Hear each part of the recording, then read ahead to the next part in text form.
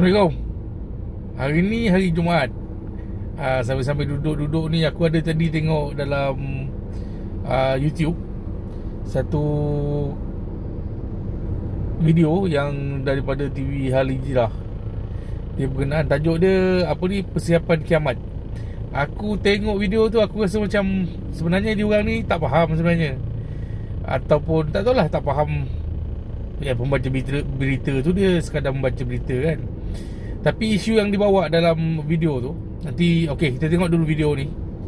Tidak salah untuk berikhtiar, namun jangan sampai taksub. Itu tegas pendakwah Fathi Naim berhubung video netizen yang membuat persiapan bekalan makanan untuk menghadapi hari kiamat. Jelasnya umat Islam perlu faham perbezaan bencana dunia yang berlaku ini adalah sangat berbeza situasinya apabila datangnya hari kiamat. Tapi kita kena ingat, untuk huru-hara yang berlaku pada hari kiamat, benda ni kita takkan dapat elak. Bila Nabi sebut air tak ada, makanan tak ada, benda tu mesti berlaku, kerana itu hadis. Sama ada kita buat persiapan, simpan bekalan daripada sekarang ataupun tidak, benda tu tetap akan berlaku. Maknanya huru-hara tersebut akan berlaku kalau kita simpan makanan banyak sekalipun. Sebab itu Nabi ajar kita supaya jangan kita terlalu taksub memikirkan keadaan tersebut. Tambahnya, krisis makanan serta air pada akhir zaman nanti seperti yang digambarkan di dalam hadis Nabi Muhammad SAW itu bukanlah untuk menakut-nakutkan ummah, namun untuk meningkatkan lagi iman serta takwa kepada Allah Subhanahu Wa Taala. Nabi sebut tentang hadis ini bukan nak suruh kita buat persiapan makanan, tetapi Nabi nak suruh kita buat persiapan dari sudut bekalan amalan kita pada Allah Taala. Kerana di dunia ini dan di akhirat juga, tidak ada satu benda pun yang boleh menyelamatkan kita daripada huru-hara tersebut kecuali mereka yang beramal saleh, yang selalu baca Al-Quran, yang selalu taubat dengan dosa-dosa yang lampau. Allah Ta'ala akan membantu orang-orang yang saleh, orang yang beriman, dengan bantuan mengikut cara Allah Subhanahu Wa Ta'ala. Sehubungan itu, beliau menasihatkan kepada umat Islam untuk sering bertaubat dan beramal soleh kerana dunia kini sedang menuju ke akhir zaman susulan banyak bencana dan perkara yang tidak disangka-sangka telah berlaku. Terdahulu tular di aplikasi TikTok menunjukkan video persiapan menyimpan bekalan makanan menjelang hari akhirat. Video tersebut rata-rata menggunakan tanda pagar akhir zaman dan tanda pagar persediaan. Difahamkan perbuatan tersebut dilakukan selepas membaca sebuah buku yang berjudul Rahsia Keluarga Selamat Akhir Zaman. Okey, dalam video tadi tu jelas-jelas dia mengatakan persiapan kiamat. Setahu aku, geng-geng preppers ni, geng-geng prepping yang buat prepping, yang tunjuk video-video kelihatan video yang dia orang kata persiapan-persiapan tu, bukan persiapan kiamat. Kalau kiamat ataupun dah ujung-ujung nak kiamat, dah tak ada apa nak selamatkan. Betul lah apa yang Ustaz tu ulas, huru-hara, kemarau berpanjangan. Kita bukan prepare ke arah tu. Memang dia kata akhir zaman. Kalau nak istilah akhir zaman, sekarang ni kira akhir zaman lah kan. Tanda-tanda kiamat kecil semua dah berlaku, apa benda semua. Sekarang ni akhir zaman. So yang diorang prepping ni bukannya pasal akhir zaman yang korang kata kiamat tu. Kiamat lain.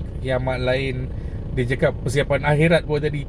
Akhirat pun lain, benda tak sama. Jadi kita ni yang prepping ni ialah kita prepping untuk kecemasan masa akan datang. Contohnya macam isu bekalan air terputus, itu pun musibah juga pada kita. Kemarau menyebabkan bekalan air terputus. Itu satu musibah juga.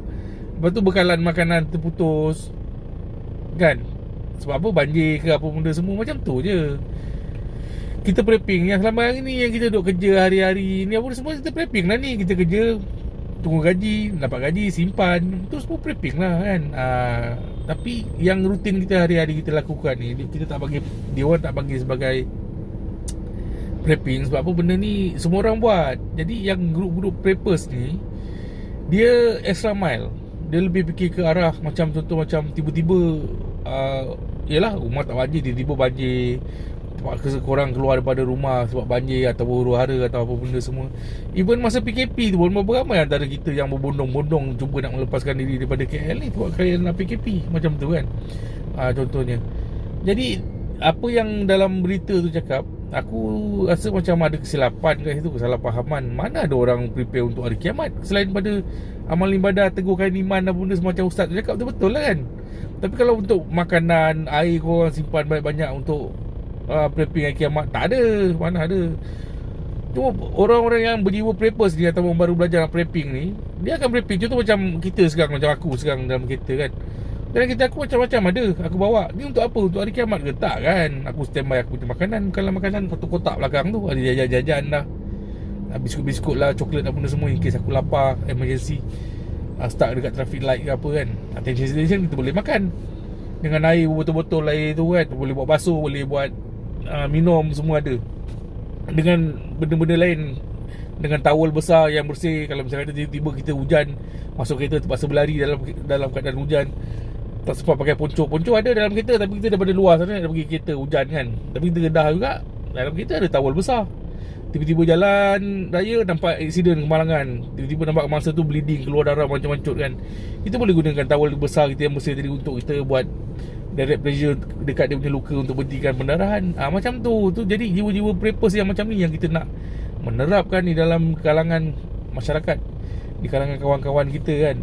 So kalau kita besar-besar macam ni, kosong, korang nak letak apa, bawalah baju spare kan, baju spare, seluar spare, apa benda semua spare yang korang pakai tiba-tiba hujan ke apa benda semua kan. Tu nampak tu, si ada helmet lagi belakang tu.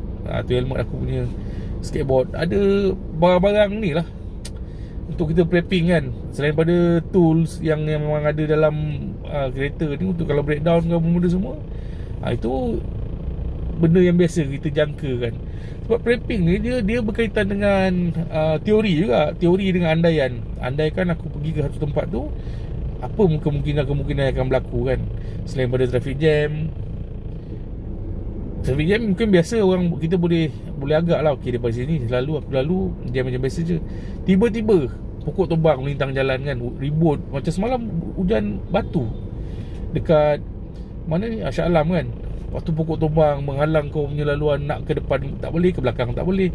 Sedangkan korang ada dalam kereta masa tu kan, nak keluar tak boleh hujan. Dalam kereta apa korang boleh buat? Kurang-kurang kalau ada makanan, ada coklat ke apa semua boleh sambil kita tunggu-tunggu kat dalam selamat kan. Cuma kita tak boleh nak bergerak je, bolehlah kita makan kan. Kena pula tengah-tengah hari lapor-lapor nasi kandar ke apa kita kan. Mana ada kita prepare nasi kandar dalam kereta selain pada kita pergi tapau tadi. Jadi kalau macam jajan-jajan yang biasa-biasa, coklat, biskut, benda semua tu, kita boleh simpan je dalam kereta, tak ada masalah.